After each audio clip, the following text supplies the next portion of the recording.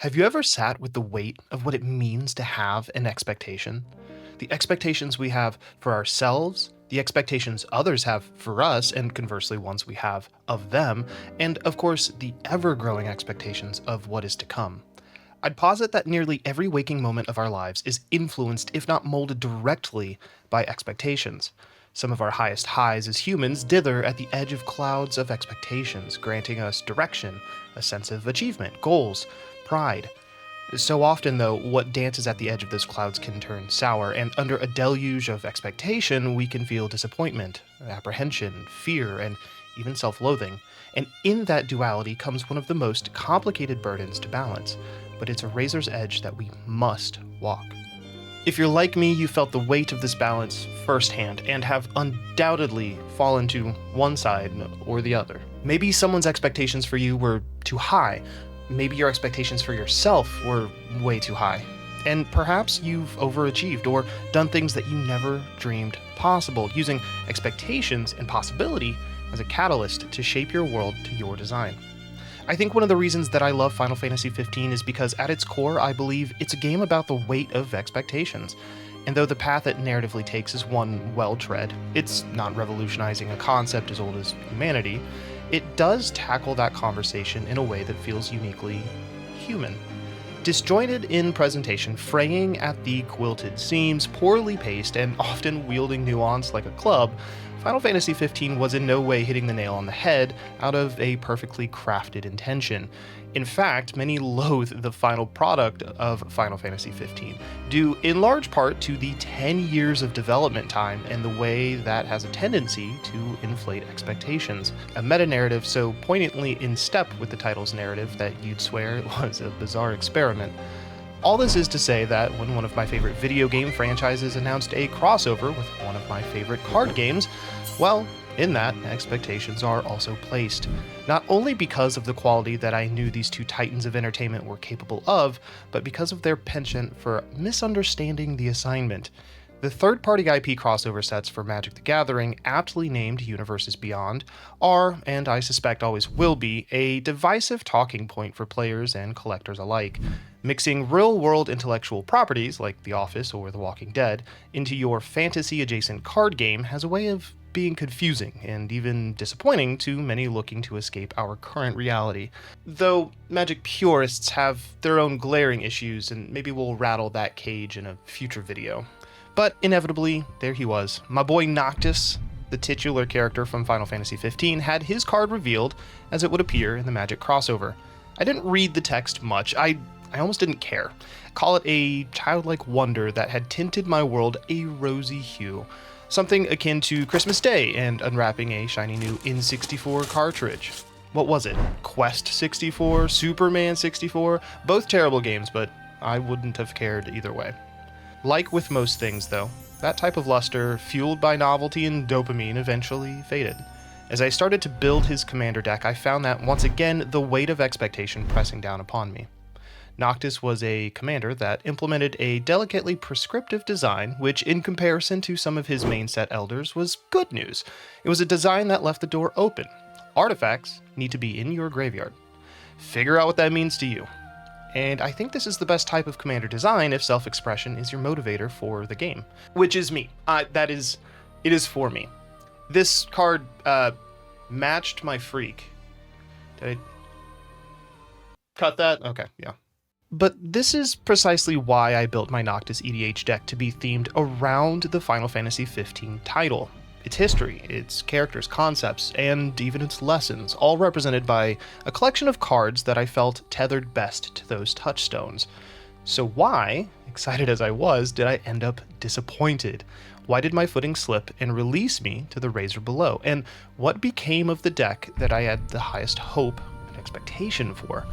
To that, though, we have to take a trip, a brief journey into Eos to examine the story of Final Fantasy XV, how it may be best represented by the cards at our disposal, and how the parallels between Magic and Final Fantasy could serve to strengthen both them and ourselves amidst a world of ever-shifting expectations.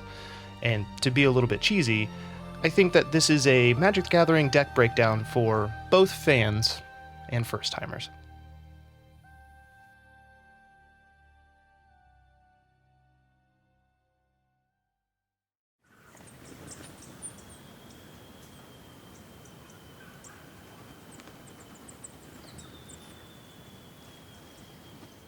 Final Fantasy is without a doubt one of the biggest gaming franchises to ever release. Spanning nearly 30 years of gaming history, Final Fantasy shaped generations with stories exploring identity, what it means to be alive, the impacts of existence on our environment, and so much more. A Hail Mary by Squaresoft, the first Final Fantasy title released in Japan in 1987, following a string of unsuccessful game launches. I was curious as to what Square was up to before their striking gold, and so I looked up a few titles and found notable hits such as Aliens, Aliens 2, and Red Racer. Far be it for me to judge games at the time, but yeah, these feel like night and day. Now, Final Fantasy as nomenclature today does feel odd to anyone outside of the fandom. How are there so many Final Fantasies? Is each numbered entry just a continuation of one long Final Fantasy? Who is having this fantasy, and what is truly inducing their rampant 30-year descent into delirium? Jokes aside, Final Fantasy was named that way because it truly was the last-ditch effort for Squaresoft. It was the final attempt at making a game that would stick, because had Final Fantasy joined the fate of the titles that came before, it was likely that Squaresoft would have had to shutter its doors for good. At least, that's what the internet would have you think. Did I fall victim to this propaganda? Yes. Did I rewrite my script for it? Yes. Truthfully, the creator of Final Fantasy, Hironobu Sakaguchi, stated that they wanted a game that could easily be abbreviated using the Roman alphabet and could be condensed to a 4-syllable abbreviation in Japanese. With it being a game heavily inspired by Dragon Quest and centered around magic, the second name of Fantasy was a no-brainer, though Final wasn't the first-round draft pick. Instead, Fighting was. However, Sakaguchi discovered a board game with the same name and decided to pivot away from Fighting Fantasy to the name that we all know today. Luckily, Final Fantasy was a smash hit both in Japan and abroad, leading to a continuation of the series that would go on to shake the world with each and every iteration. And as hardware grew more powerful, so too did the title's scale in both production and intent. However, after Final Fantasy X in 2001, the franchise would find its own footing consistently uneven, as future releases would deviate from what many found were the core tenets of the franchise. It seemed like the shift in the overall gaming landscape saw its influence exerted on Square Enix as the team lost the plot in Final Fantasy XIII, invested in sequelitis, launched the critically panned MMO with Final Fantasy XIV, and was well into the 10-year troubled development of my favorite Final Fantasy, Final Fantasy XV. Pivoting, Magic the Gathering, for many, has had a similar trajectory to Final Fantasy. While the stories of Magic the Gathering varied in their depth and quality, the card game served as a very early conduit for players to meet one another and form communities. Children that were slinging spells on the playground and in study hall are now adults hosting weekly get-togethers in their homes or apartments. Emphasis on apartments in this particular economy. In its old age, though, and much like Final Fantasy, the cold grasp of capitalism and the need to chase trends has caused the card game to bow to the point of breaking. 2020 saw the introduction of the aforementioned Universes Beyond series into Magic the Gathering, where real-world licensed intellectual properties are printed into cards. This began with the hit AMC show The Walking Dead. I don't need to point out the odd contrast between the fantasy worlds of Magic the Gathering and The Walking Dead's real-world characters and settings. And most fans agreed. As Universes Beyond has grown, many Universes Beyond sets with that same level of dissonance, like Stranger Things, Doctor Who, and Spider-Man, increasing the tide of negative sentiment towards Universes Beyond. And though still slightly controversial, fantasy or fantasy-adjacent Universes Beyond sets like Warhammer 40k and Lord of the Rings couldn't really garner enough positives to outpace the former. All of that is to say that when Magic the Gathering unveiled their collaboration with Final Fantasy in their Universes Beyond, many players were skeptical. Expectations painted, and in some cases marred, by what came before, weighed heavy on the release.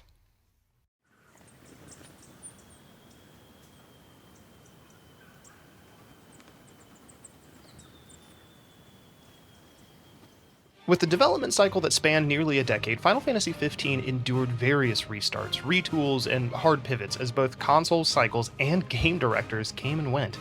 In many ways, it's a miracle that a game with as many issues as 15 ever saw the light of day. Plenty of upcoming titles find the axe mid-development without as much trouble, though this is typically by publishers looking to cut costs and third parties. I'm sorry, Scalebound, I still think of you. But a mainline Final Fantasy, the lifeblood of Square Enix, I think I can understand why they continue to push this title through its development hell. The story for Final Fantasy XV is one that, on its face, is fairly by the book. The Kingdom of Lucis houses a crystal. It goes by many names, sometimes referred to simply as the Stone. Legend has it that the Astrals, these larger-than-life deities, bestowed both the crystal and this small ring to humanity. The crystal would go on to sort of choose the rightful one true king, and the ring of the Lucii, would channel great magical power from the crystal only for the chosen to bear. Where there is power to be had, however, there is conflict, and Lucis has become the last bastion of prosperity in the wake of the ever-encroaching Empire of Niflheim. King Regis, Noctis' father, and one in a long lineage selected by the crystal, has ceded a bit of footing to the Empire and set up a peace treaty in an attempt to protect what their kingdom has left. On the eve of said peace talks, Noctis and his friend-shaped handlers are to leave Insomnia, traveling to the distant city of Altissia for Noctis' arranged betrothal to Lady Lunafreya, his childhood friend, an oracle to the Astral themselves, and a linchpin condition to the treaty between the two warring forces. Now, Noctis treats this trip with as much gusto as a young emo boy can, and for a moment you almost fear he has no desire whatsoever to marry, or do much of anything. An uninterested protagonist, you say. He has a long lineage to live up to in more ways than one. After the group departs, their incredibly fancy ride breaks down, forcing the team to rabble-rouse in the desert for a small stint, meet a few oddball characters, and finally take a small rest.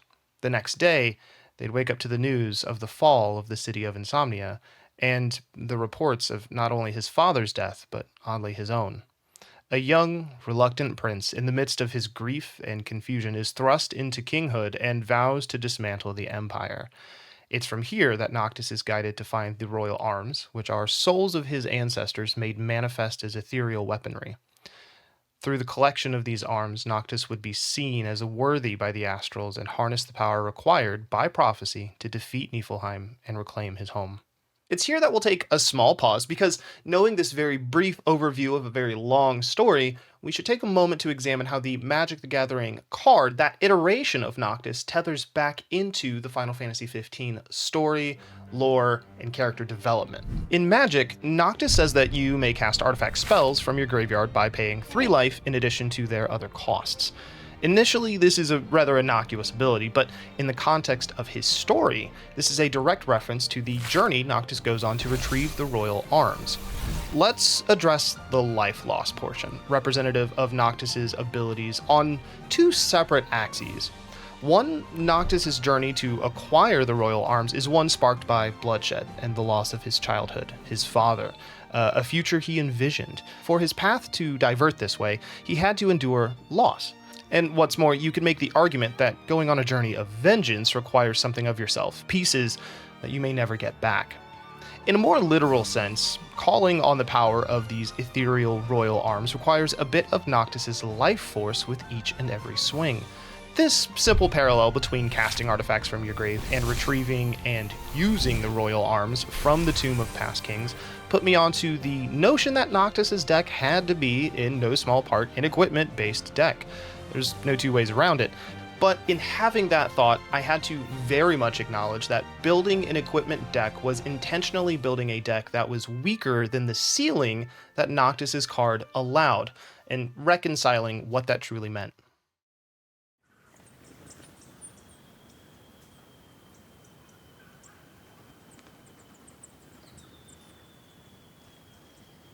Optimization is a tough part of Magic. Because of the variation found amongst the vast array of cards, you really do have the capacity to make a commander deck as strong or as weak as you want.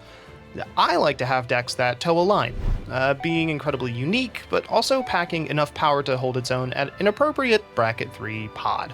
But choosing to build him as an equipment deck was knowingly building him at a much lower power level than he could play at. See, because at the peak of the power spectrum, Noctis had some very fun and specific interactions with specific cards that made him incredibly competitively viable. It pushed that ceiling quite high. You see, when Noctis casts an artifact from the graveyard, that artifact enters the battlefield with a finality counter. Now, this type of counter says that if this artifact would go to the graveyard again, it is instead exiled. It's gone, it's removed from the game, goodbye. There are various ways around this restrictive clause, like returning the artifact to your hand, or exiling it and returning it, otherwise known as flickering. However, there is a particular zero-cost artifact that says, quote, if this artifact would enter, you may discard a land card instead. If you do, put this artifact onto the battlefield. If you don't, put it into its owner's graveyard. Because of nuanced rules surrounding this little piece of cardboard, Mox Diamond opened up a breadth of possibilities. See, Mox Diamond says if this card would enter, and then it says instead, meaning this falls into the category of a replacement effect. Replacement effects are one of the more straightforward rules in Magic. Effectively, if you would do this thing, do a different thing instead. So here, you move the Mox from the graveyard zone to the casting zone known as the stack. This is where you propose the cast of spells, you pay their cost, etc. before they fully quote-unquote resolve and enter the battlefield. In this case, you pay the 3 life, you choose not to discard a land card as part of the replacement effect, and the artifact would go back to the graveyard instead of the battlefield. But it is still technically cast. You did propose the cast, but instead of it entering, it just went somewhere else. And if it never actually moves from the graveyard to the stack and then to the battlefield, it never gets that pesky finality counter that Noctis is trying to slam onto it, thus allowing you to recast it over and over for only 3 life. Of course, this is only a great way to drain your own life at this point, so we need a few other combo pieces. Enter the Aetherflux Reservoir, an artifact, look at that says when you cast a spell, gain 1 life for each spell cast before it this turn. You can then pay 50 life to deal 50 damage to any target, which includes players. Casting a spell is defined as putting it on the stack and paying its cost, as we sort of mentioned. Whether it enters the battlefield, is counterspelled, none of that's particularly relevant. So with the Mox, we recast it over and over, choosing to not discard a land, thus dodging the would-be finality counter and sending the Mox right back to the graveyard, gaining life on each and every cast until we are netting huge amounts of life, and then we funnel our life into the reservoir to delete each opponent's life total. Alternative ways to do this exist, where we use the Black Mage's Rod, a 0-mana artifact, and something like a Vexing Bauble. Silly backup methods to execute the combo kill, giving Noctis multiple ways to assemble a win at those competitive tables. Ultimately, this kind of build was eyed for obviously competitive players in a competitive format, but that did present 2 unique problems to me. One, I don't play competitively. I don't have anyone to play competitively with, and so in building Noctis in that way, the deck would collect dust. It would be pretty fruitless. I'd get nothing out of it. But second, it was inherently way off theme. Now, I can't describe to you, I don't fully know why building on theme is so important to me. Maybe it's because I just really love this game, but part of it also may be that building something to a theme sort of makes it more my own. It dodges what the aggregate online lists would typically do for something that I think is a little bit quirkier, and most of the time, hopefully functional as well. Regardless though, if this deck was going to be a love letter to Final Fantasy XV, we were not going to go this offshoot combo kill route.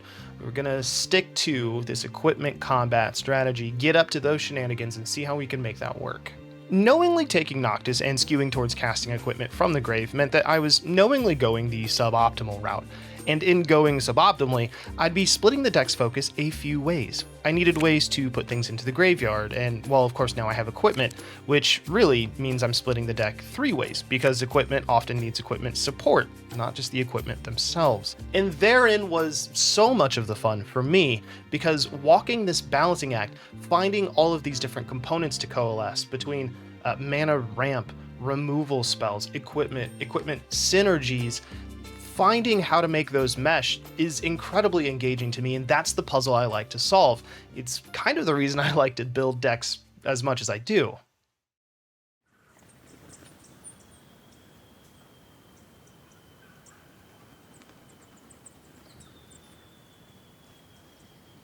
Now, to make Noctis into a successful commander deck, we needed artifacts in the graveyard. And to do that, we had to put things in the graveyard at a pretty consistent rate. There was no point in going 4 to 5 turns into a match without putting something in the grave. It's a complete waste. We needed consistency. And for that meant the first iteration of this deck was pretty focused on milling.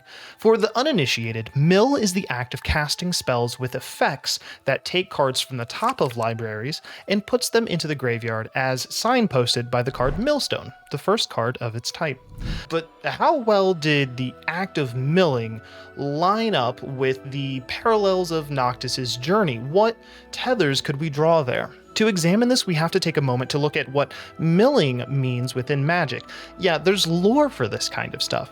You see, a player tapping mana and casting spells is representative of a planeswalker recalling memories, conjuring creatures, and reacting with instant speed spells. The players are planeswalkers. And that way, the cards in a player's hand are often made as an analog to their short-term memory. The library, however, represents something more. This is often analogous to one's long-term memory.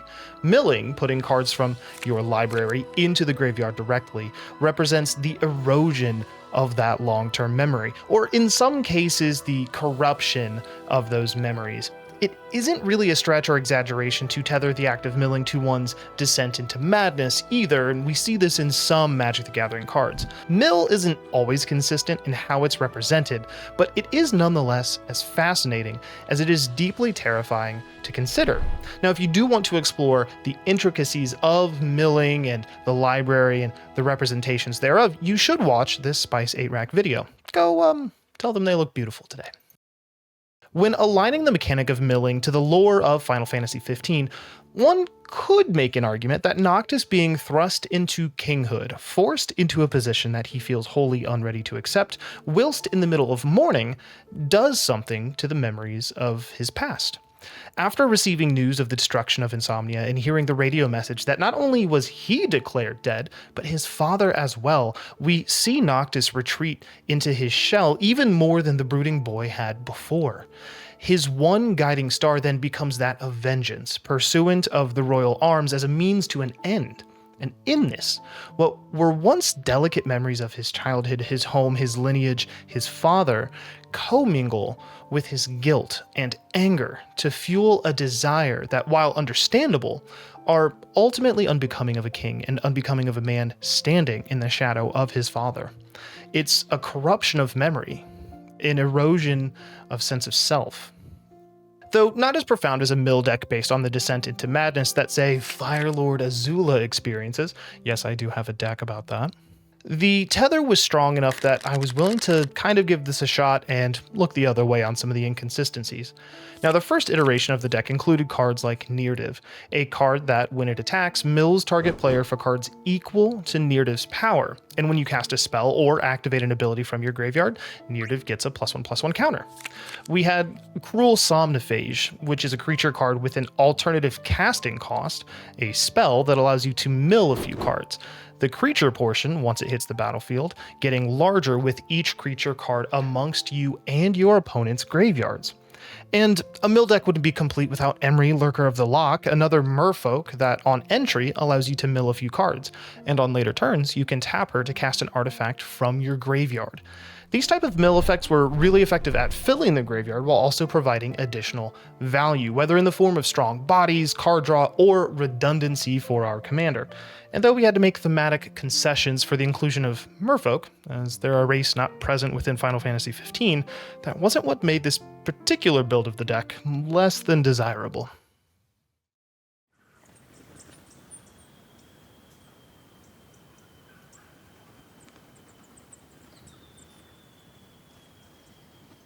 While using a strategy that mills your cards from your library into your graveyard, you run a high risk of losing cards that you can't get back. Noctis focuses on bringing artifacts back, but what happens to vital instants, sorceries, non-artifact creatures, and more? Well, often you'll see cards you could really use go right into the bin when you needed them most. To counteract this a bit, I had to use some of the deck's real estate to pull cards out of our graveyard, which introduces its own sort of issues. What happens if I draw several of these retrieval effects without having much in the graveyard worth getting back? And how does this clash with the equipment sub-theme, having a hand of equipment-related cards and no equipment because I've made deck slot contingencies for when things go to the bin? In that, the deck began to sort of sag under its own bloat. Before I knew it, I had an equipment self-mill reanimator deck with individual components that sometimes did less than mesh, creating an inconsistency in play experience.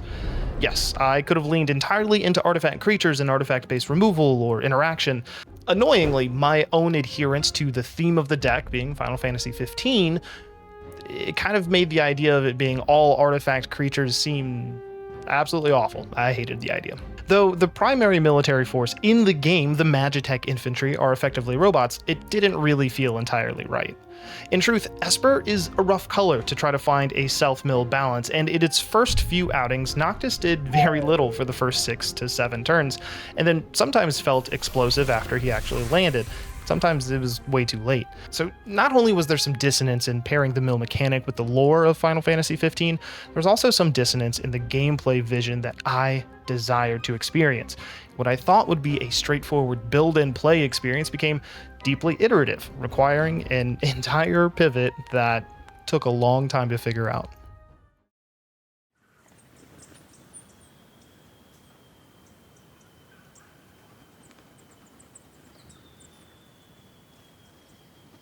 Just months after the launch of Final Fantasy XII for the PlayStation 2, Square Enix announced Fabula Nova Crystallis at the now defunct E3 convention in May of 2006.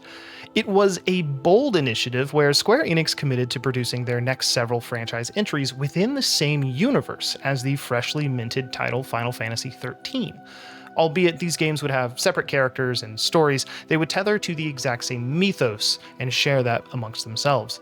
Within this press conference was our first look at a title called Final Fantasy XIII, and an additional title named Final Fantasy Versus 13. And when showed off alongside Final Fantasy XIII, the similarities were striking, driving home that the Fabula Nova Crystallis subset of titles were indeed similarly tethered, but different all the same. When announced, Square Enix veteran director Tetsuya Nomura of Kingdom Hearts fame was name-dropped as being at the helm of the Versus 13 project, and this continued to be the case for several years as Square Enix attempted to go heads down on development of Final Fantasy XIII and Versus 13. What wasn't much known to the public, though, was the struggle that the development teams would face in making the technological leap from the PlayStation 2 to the PlayStation 3. You see, Final Fantasy XIII had already been cooking for a duration of time, but following a Final Fantasy VII tech demo to debut the power of the PlayStation 3, the team decided that they just had to pivot and harness the power of the PlayStation 3. Final Fantasy XIII needed to leave the PlayStation 2 behind and really demonstrate what Square Enix was capable of. To accomplish this, the team would need to further flesh out their new game engine, Crystal Tools, and to nobody's surprise, developing the engine for making games while also trying to make those games in that engine comes with an unsurprising amount of issues, putting the track before the train, as it were. Due to this, the development of Final Fantasy Versus 13 would be stunted as talent was pulled to better accommodate the more immediate release of Final Fantasy 13. Starting its development around 2004, Final Fantasy XIII would finally see public release in 2009 to mixed but generally positive reviews. I disagree with a lot of these reviews. I did not like 13, but that is besides the point. The Crystal Tools engine would go on to be used for the other Final Fantasy XIII spin-off titles, and for the 1.0 version of even Final Fantasy XIV. Now, if you're familiar with Final Fantasy XIV, the now blessed MMO heralded by its own community via copy pasta and Twitch chat spam that feels more like a rallying cry than a meme. Have you heard of the critically acclaimed, oh, for fuck's sake, no. Then you also know the game was notoriously awful on launch. From unresponsiveness to poor UI, poor design, technical errors, the entirety of the game was barely playable. So much so that the game was taken down, and Square Enix vowed to rebuild it. Funnily enough, the opening cutscene for Final Fantasy XIV A Realm Reborn, the re-release of the MMO, chronicles how the initial world of Final Fantasy XIV ended. Hell, the destruction of this old world for a new one is essentially the foundation of the plot of the game that we now have, and the destruction of the old world is effectively what Square Enix needed to do. Knowing this, it wasn't hard to see how various last-minute pivots and sloppy developmental choices led to a cascade of events that continued to pull resources and time away from Final Fantasy Versus 13. In 2013, 7 years after its initial announcement, Versus 13 would rebrand as Final Fantasy 15 under the new leadership of Hajime Tabata, utilizing the new Luminous engine and the power of the PlayStation 4, an entirely new console from the one planned all those years ago. This is 2 console cycles we've gone through. With this though, Tabata was given a hard directive to pivot and develop the title to release in 2016, just 3 years. On paper, Versus 13 had to be nearing the end of its development anyway, right? It's been cooking for so long. What's 3 more years? Yes and no. What's more, the request also required that the game develop to better support itself as a mainline title, which meant scrapping or reworking many of the story beats and concepts started by Tetsuya Nomura that grounded it in the world of Final Fantasy XIII. Fabula Nova Crystallis was dissolved. It was no more. Inevitably, Final Fantasy XV released in 2016 with poor reviews. Players cited that the game felt buggy and sluggish, while the narrative presented multiple time skips and plot holes or sequences of straight up missing information.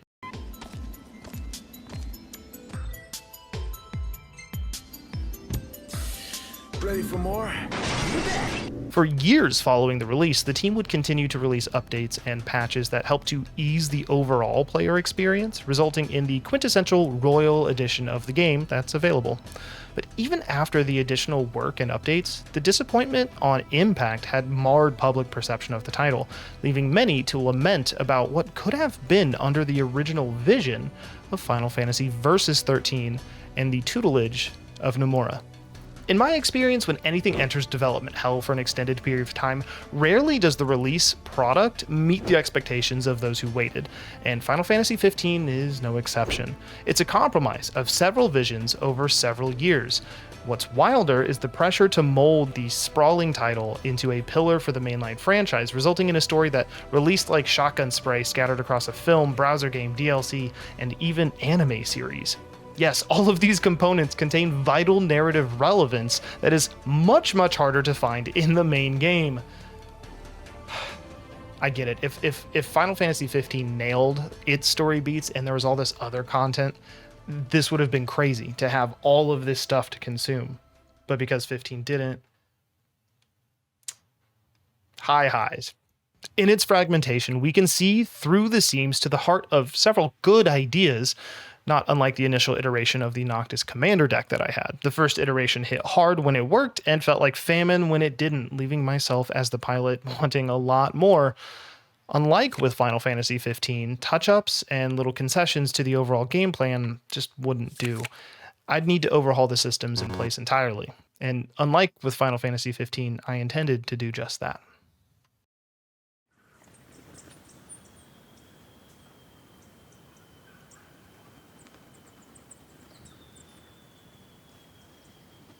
As Final Fantasy is a series of games that so heavily emphasizes your party dynamic, I think it's a pretty good idea for us to explore the natures of the characters that surround Noctis. I think most of us would agree that those closest to you have shaped your life in huge ways. Noctis here, he's no different. First up, we have Ignis Scientia, or Scientia. What a last name, either way. Ignis is one of Noctis' childhood friends, and truly the strategist of the party. A level-headed, patient, and fiercely loyal individual, Ignis drives the team around in the regalia and prepares meals at camp with the ingredients that you've grabbed through your travels. Gladiolus Amicitia is another childhood friend of Noctis and Ignis. This boisterous himbo is the leader of the Crown's Guard and Noctis' shield, as Gladio's father was to King Regis. Gladio is kind and caring and about as blunt as a hammer, often pushing Noctis to grow, even if that risks pissing him off. Lastly, we have Prompto Argentum, the point of contention amongst many fans. Prompto is Noctis' best friend from high school, but he's a common-born individual, no royalty. Prompto often struggles with his inferiority complex, questioning his place in the world and in the friend group, and I would say rightfully so. In an attempt to combat this, Prompto is often the comedian of the group, touting an upbeat demeanor and logging the party's travels with his camera. If there's one thing that Final Fantasy XV excels at, it's creating a sense of deep understanding and camaraderie between the party members from the moment you boot the game up. From the opening moments in the desert to the final heartbreaking words shared between them, the four friends are the driving force of the game, often cited as what pulled players through when story beats or pacing felt difficult on their own. Which feels like it could be an interesting meta-narrative thing, but it was not intentional, so we're not going to explore it as that. But like your friends pulling you through tough beats. It's important that I mention all of this now, so just like hold on to this, don't let go of that, keep that information in your head. Now, going back, as we mentioned previously, with the fall of the crown city of Insomnia, Noctis finds himself with a pretty dark soul purpose: get revenge. But his desire for vengeance isn't loud and boisterous a la John Wick. Well, I mean, like it kind of is, but like not really. Instead, Noctis turns inwards, becoming even more reserved. Though, if you're not paying attention, it can kind of be hard to tell as the team just sort of pushes forward with their goals. So, to become stronger, the gang finds themselves heading to the Disk of Kothis, where the Astral Titan has called out to Noctis through skull-shattering visions. Allowed to enter the secured area via the influence of a mysterious figure, Ardyn, the team approaches the Tomb of the Mystic, which is much less of a tomb and more of an open casket on a cliff. Like, I don't know. There's probably a lore reason for that. I couldn't find one. Here, Noctis retrieves the Blade of the Mystic just before the edge of the cliff gives way under the influence of Titan, splitting the party between Prompto and Ignis and Gladiolus and Noctis. As our main character and his himbo handler scale down the inside of the volcanic rock, the heat begins to nip at them, and tensions rise. Sick of this endless walking. And I'm sick of your endless whining. Calm the hell down. Get off my back. Are you a man of royal blood? Or aren't you?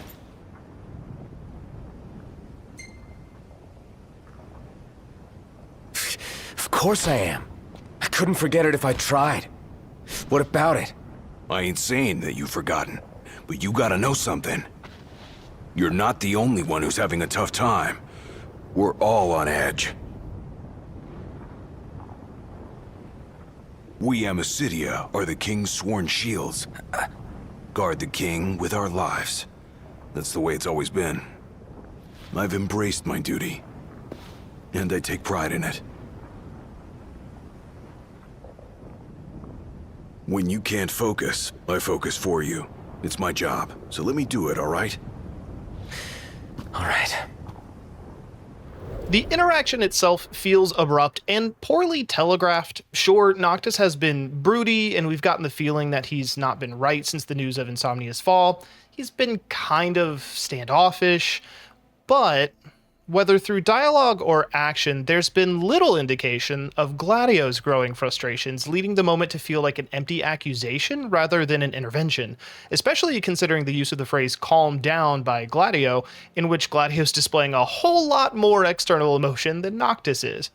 Despite that, the weight of the message, the weight of the tension is still very much there, and we, the player, know that Noctis is still very much acting like a child. He's not stepping up.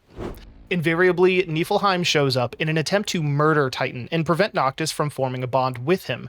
As is with any self-important army, they're promptly dealt with. Sometime later, the team finally arrives in Altissia, where the Oracle Lady Lunafreya is waiting to meet Noctis and gang. It's where they're actually supposed to be married, and currently it's where Lady Lunafreya is attempting to awaken another astral, Leviathan, to form, at this point, the third pact in Noctis's cause. It's here where the story hits its largest turning points. So let this be a warning. Anything from this point forward will fundamentally change your experience for the game. There are some pretty big plot beats here, so now's a good time to take a breather. Skip ahead to the time code on screen. Get yourself a snack. As Lady Lunafreya calls forth the defiant Leviathan, the Empire storms the city, preparing to deliver it the same fate they desired for Titan, and hopefully eliminating Noctis in the process. Initially, Leviathan deems Noctis unworthy. That is, until Lunafreya bestows her trident to him, and bestows Noctis with a channeling of the King's power. Not the full thing, just a tidbit, giving him the power of what appears to be the Chaos Emeralds and the ability to go toe-to-toe with Leviathan. Now, in the chaos, the party is left to handle Niflheim's forces suppressing the town, leaving Lunafreya undefended, and in the skirmish, the mysterious Ardyn kills her. Now, remember when I mentioned that there was a movie tie-in to Final Fantasy XV? In said movie, Lady Lunafreya gets a little bit more screen time. We get a lot more backstory. And in the movie, Lady Lunafreya and Nyx are tasked with escaping Insomnia and delivering the ring of the Lucii, from King Regis to Noctis, so that Noctis may wield the power of the crystal. Regis knew he was going down. Having fought and defeated Leviathan, Noctis collapses, and Lady Lunafreya, mortally wounded, completes the binding ceremony with Leviathan as Titan is summoned to protect them. In her final moments, Noctis and Lady Lunafreya are reunited in a vision where they get to say their goodbyes, Lunafreya delivering the ring unto him.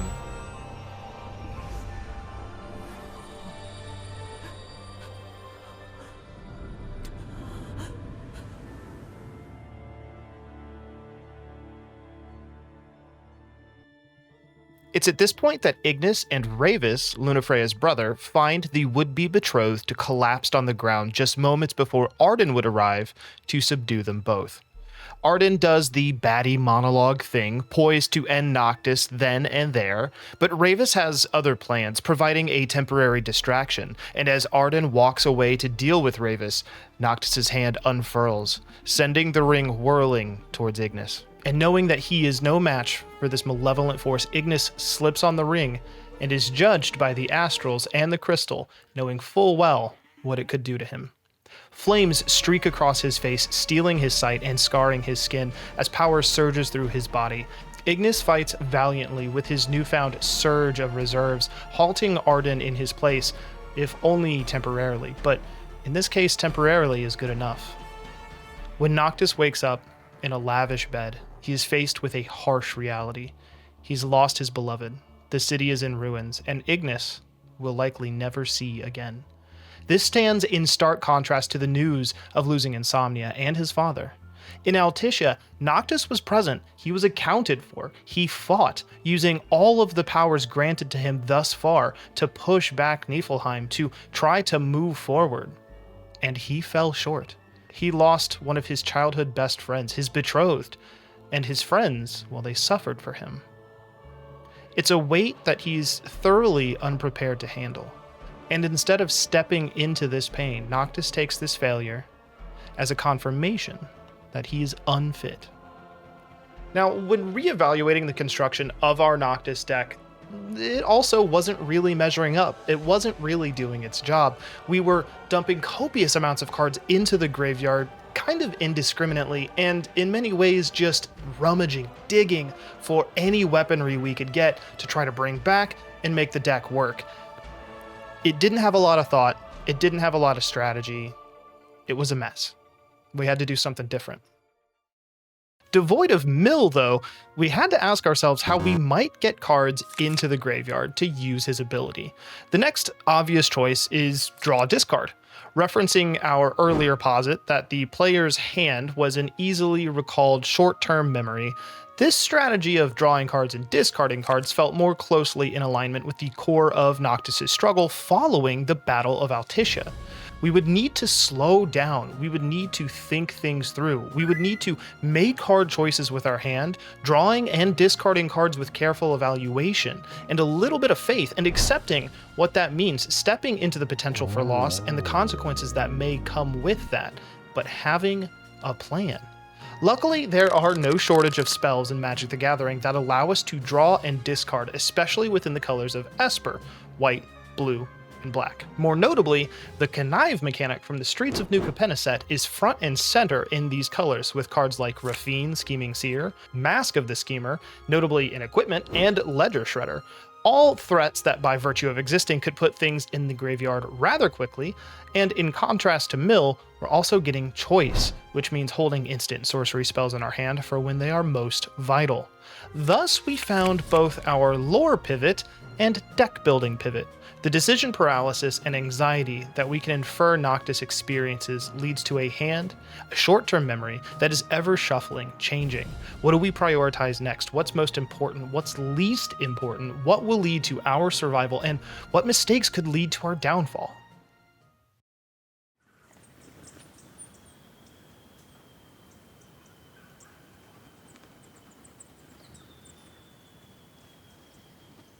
Something we had to consider when building this Noctis commander deck was the clause on our commander that states that artifacts he casts from the graveyard enter the battlefield with a finality counter. This means that we, at any point, are one bad time away from losing our overpowered swords to a removal spell permanently, as a permanent with a finality counter, if destroyed, goes into exile and is unretrievable by nearly all means. If we're casting a lot of equipment from the graveyard, summoning the weapons of the Lucis Calum bloodline, and then spending our resources, in some cases, to equip those to creatures, we don't want to lose them permanently. But don't worry, we do have options around this. There are a number of cards in Magic that allow us to remove counters from permanents. Nesting Grounds is a fun land card that allows us to move a counter from a permanent we control onto another target permanent, allowing us to put the downsides of our commander onto something, let's say, an opponent controls. This is almost a perfect solution, as building synergy into our already required mana base just makes the deck stronger and more flexible.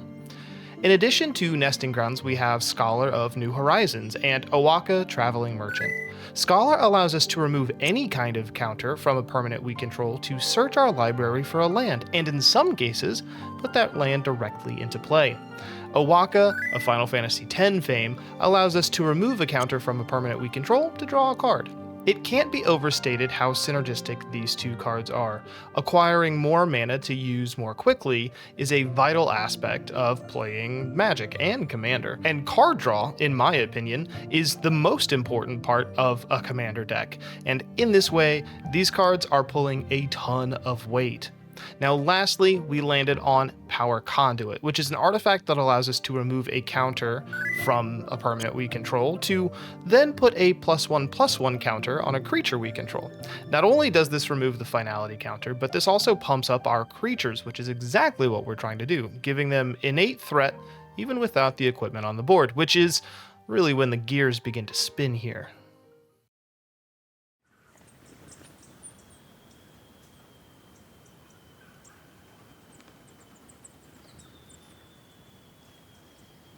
Now, one of the core tenets of RPGs is a system of leveling up your character.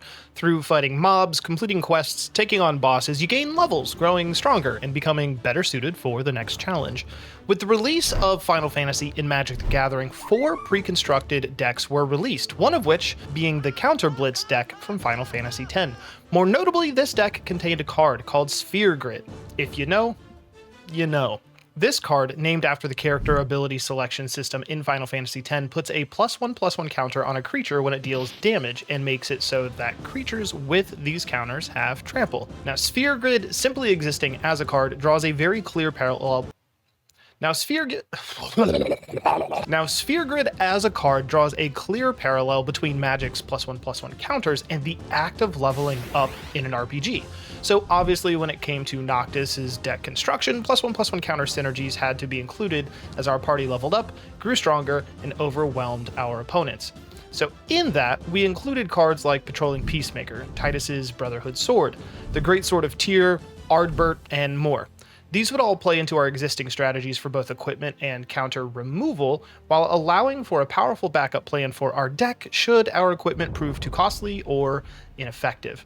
And do you remember when we mentioned the Connive mechanic for drawing and discarding cards? Well, that mechanic also puts +1/+1 counters on the creatures that connive.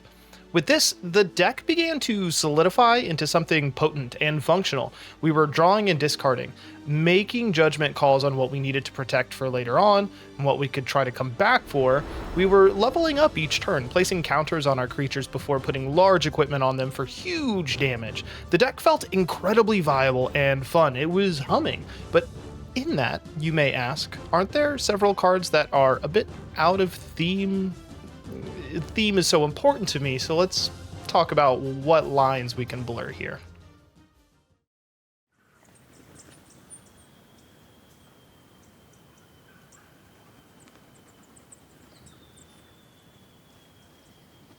Final Fantasy XV was a game that Square Enix invested a lot of time and money into. In fact, to simply absorb the entire plot of the story, you had to play this beat-em-up side-scroller, watch multiple episodes of the anime, watch the movie, play the DLC content, and then play through the main story of the title. In that, though, it felt a bit splintered and fragmented at times, requiring arduous amounts of work for what players should have been able to get from the core gameplay alone.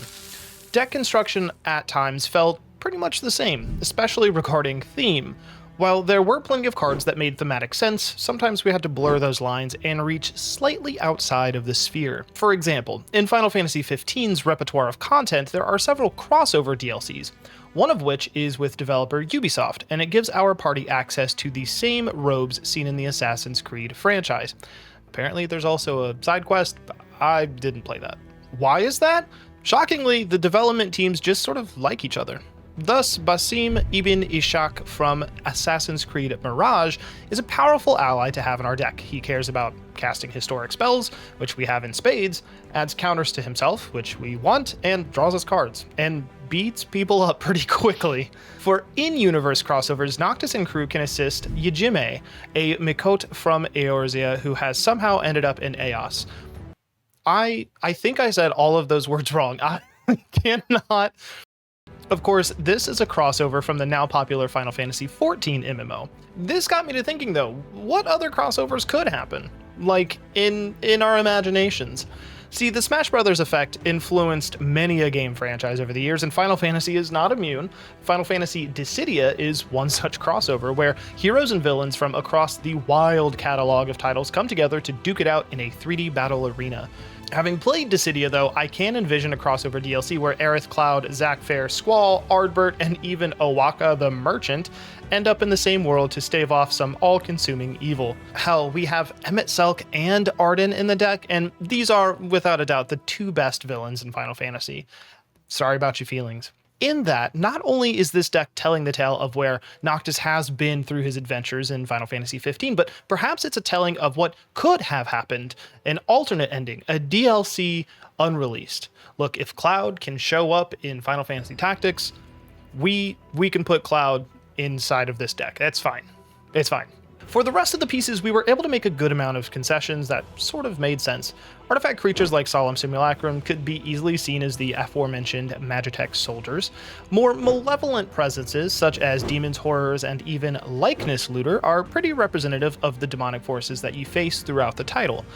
In the case of the Overlords, cards that remove counters can also remove the impending counters, hastening the speed through which they are a much bigger board threat. Additionally, Summon Ixion works incredibly well, because if you just remove that first chapter counter over and over, you just can continue exiling your opponent's stuff. That unicorn makes people mad.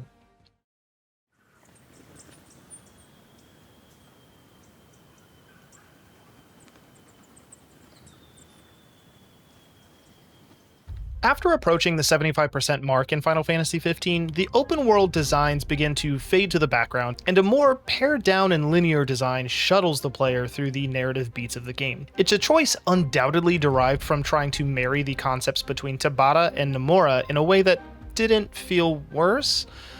Though the effectiveness of the sudden shift was heavily debated by players, it did help to build a compelling through line leading to a satisfying crescendo at the end of the title. When I set out to throw this deck together, I had just one directive: artifacts in the graveyard. How I got there, the road traveled.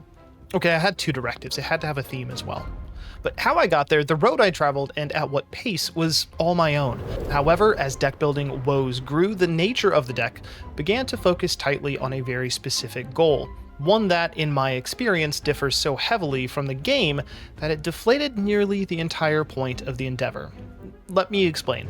While I ended up building a healthy assortment of cards that felt intentional, powerful, and supportive of the commander, while also mostly lending themselves to the desired theme, I found that I was still rather disappointed, mostly because the deck didn't really need Noctis. Oftentimes, I could overrun a board simply by having creatures with massive amounts of counters on them.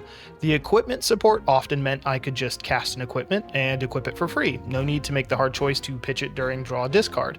In the pursuit of something cohesive and entirely functional, the sum of all the parts diminished the importance of the commander entirely. And in many cases, I felt like I had something akin to a landfall deck, something where the card quality was so high within the 99 and the synergies were so intentional that I could slot nearly any commander with the right color identity in, and its effect on the game would be negligible or the same.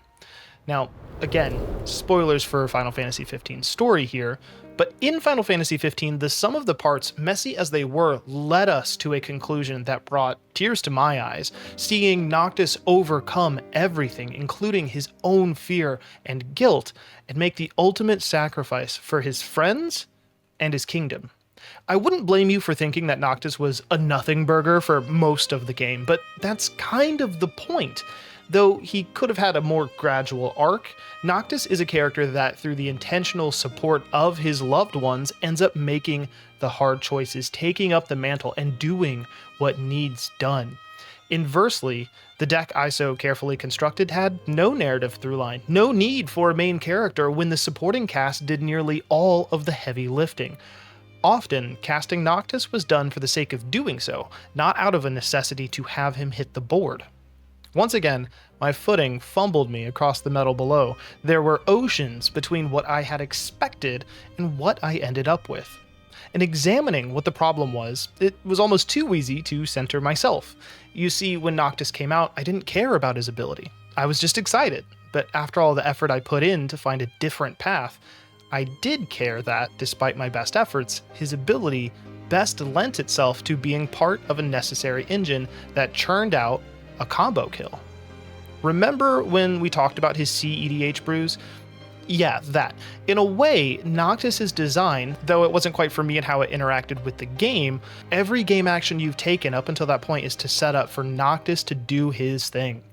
Diverging from that path diluted the endeavor in its entirety, and I found myself walking a path not dissimilar from that of the developers of Final Fantasy XV, a path where good ideas and intentions were in conflict with one another, yet forced to gel for a finished product that was ultimately pretty disappointing. And at that point, I think I decided that my endeavors with Noctis and Magic the Gathering were done. What's that you say? Wizards isn't done printing cards for their best-selling set of all time? Ah, all right, put me back in.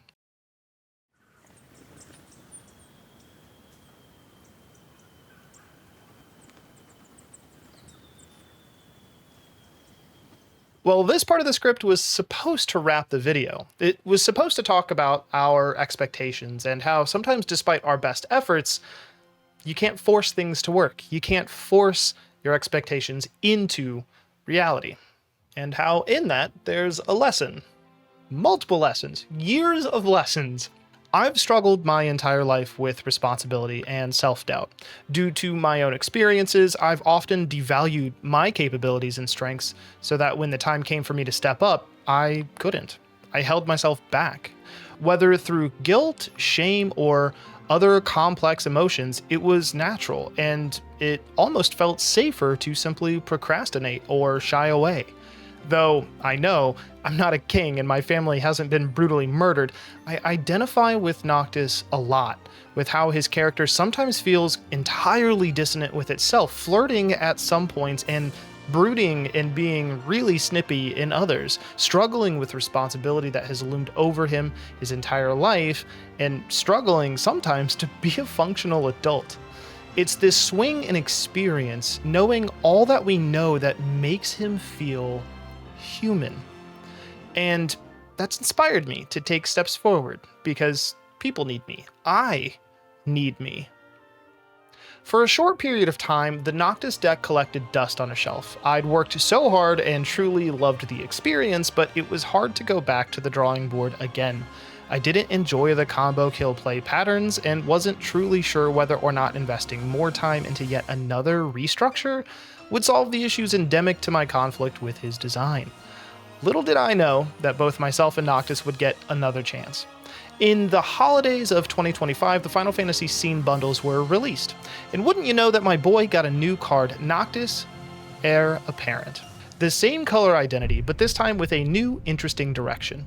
He says that when a creature enters under your control during combat, you may attach target equipment you control to target creature you control. And for a bit of mana, you can have Noctis Warp Strike, his signature move from the game. And in this case, in Magic, he exiles himself and returns tapped and attacking on your next declare attacker step. And he can't be blocked. Contrasting the designs between his old card and new, there's something fascinating here.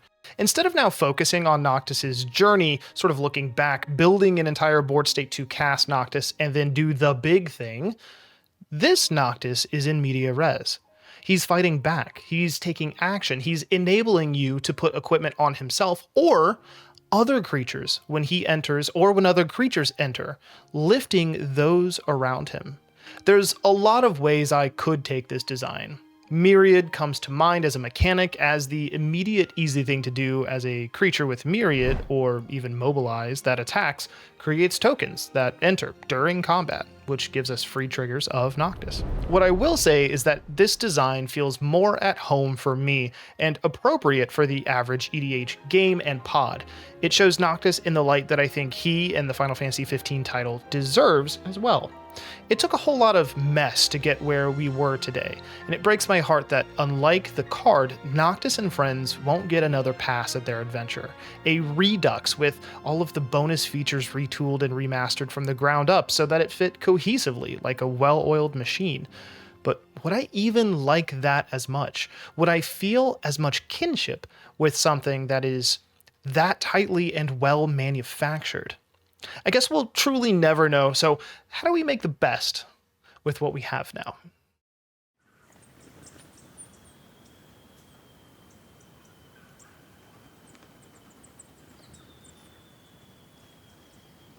Final Fantasy XV has a combat system that seems a bit flat at first blush. You hold a button to auto-attack, and you can hold a button to auto-dodge.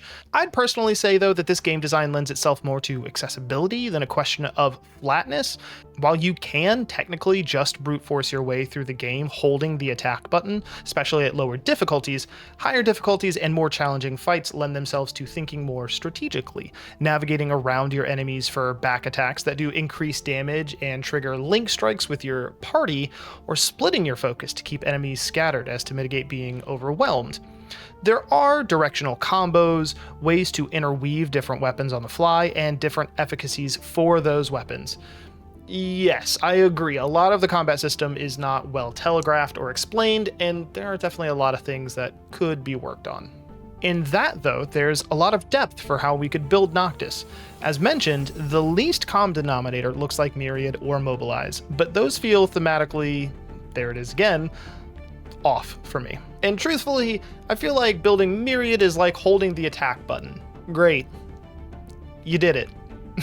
Now, I love the idea of Warp Strike being the main ability, Noctis throwing his weapon at an enemy and vanishing, only to reappear hilt in hand at their location in the blink of an eye. So in this, we're trying to make a flicker deck. Flickering is a powerful mechanic in Magic where you exile your own permanents, often at instant speed, to recur value from enters the battlefield triggers and abilities. You may ask why. Why not use easy token makers to quickly move equipment around? Firstly, I don't want to build an entire deck just to support slamming equipment on Noctis. To me, this is just an incredibly fickle deck style. One removal spell makes the entire strategy fall apart. And furthermore, I like the idea of putting equipment on multiple creatures, Noctis's rise to kingdom inspiring those around him to take arms and fight back. So we'll focus on low-to-the-ground creatures with good enters the battlefield effects. Ingenious Weaponsmith enters and can dig for an equipment or a ramping artifact. Sun Gold Sentinel is the ever-important graveyard interaction piece that can also give itself unblockability via an activated ability, which is good because we've slotted Training Grounds in the deck to make Noctis's Warp Strike easier to activate.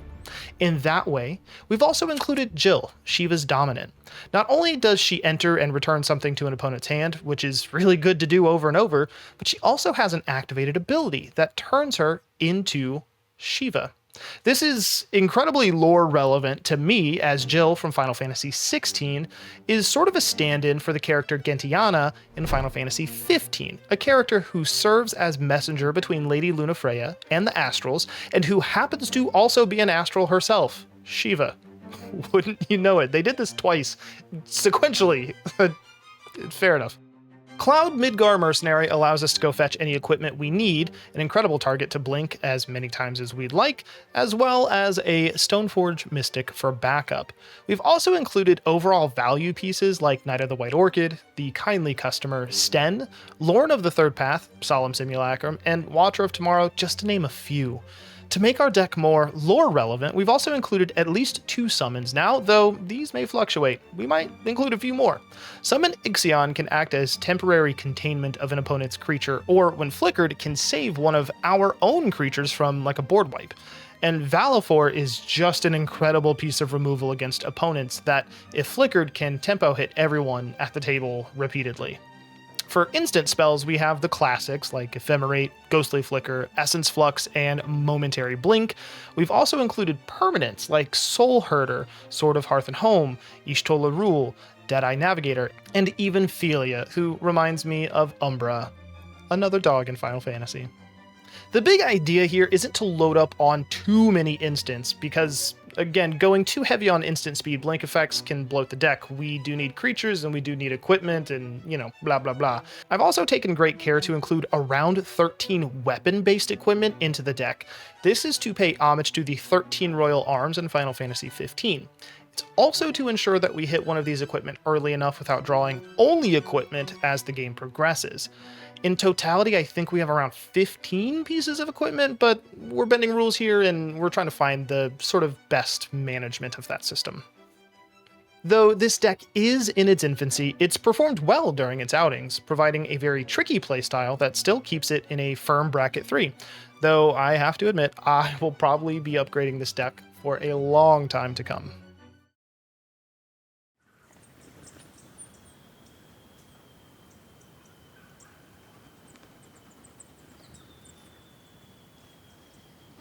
Video games and even card games are sometimes the best vehicles to deliver narrative. They engage us in ways that take us from observers to participants, asking questions of us, the player, that shows and other mediums of entertainment often cannot. Despite the mess that is Final Fantasy XV, I find that all these years later, there is still something to learn from it. Say what you will, but its inclusion in Magic the Gathering has been nothing but a blessing for me personally. As I sit down and shuffle up, I can't help but think about the hundreds of hours spent in Eos, the camaraderie between the 4 friends, the parallels I felt between Noctis' responsibility and my own, and the way that he pulled himself together the way I also needed to. Though the expectations placed on this game grew insurmountable and the execution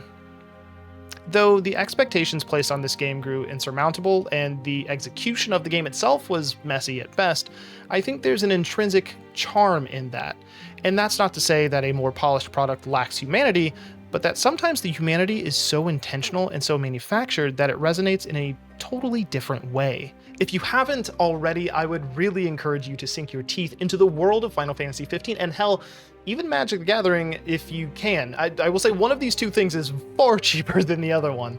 But now's the time to be honest. How do we feel about these narrative deep dives? How do we feel about building decks for something more meaningful than just power? Would you watch more of these? Because I want to make more of them. Your support means the world to me. Thank you for sticking through this video. Get some water. Go play some Magic, go play some Final Fantasy. Have a good time.